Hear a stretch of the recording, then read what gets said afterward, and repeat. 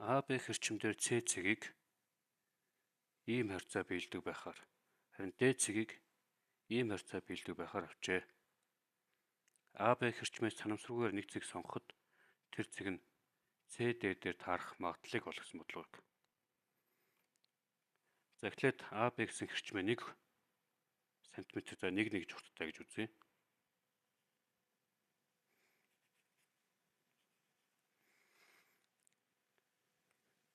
За тэгвэл энэ нөхцлөөс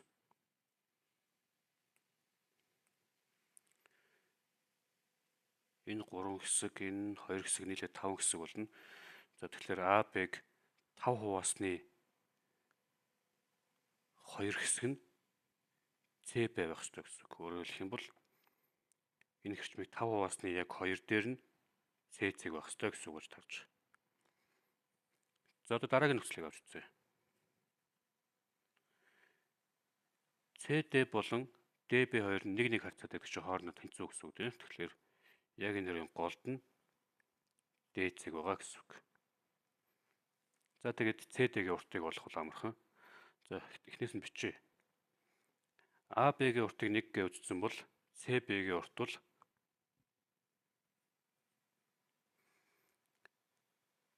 AB-г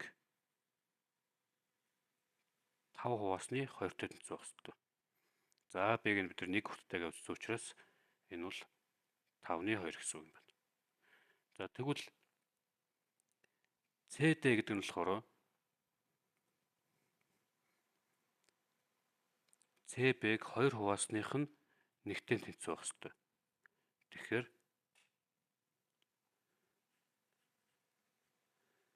CB-г за CB ч нь бол 5-ны 2-тэй тэнцүүгээд олцсон байгаа. Энийг 2 хуваасны 1-тэй тэнцүү буюу 5-ны 1 гэж гарч ирнэ. Өөрөөр хэлэх юм бол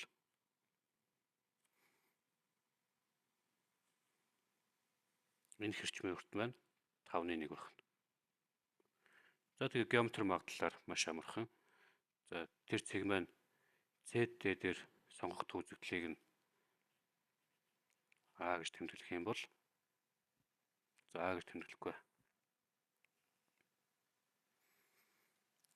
CD дээр сонгогдох магадлалыг болгож байгаа. Тэгээд тэрийг бид нэр за ийм үсгээр тэмдэглэж юм бол энэний магадлал нь CD-гийн уртыг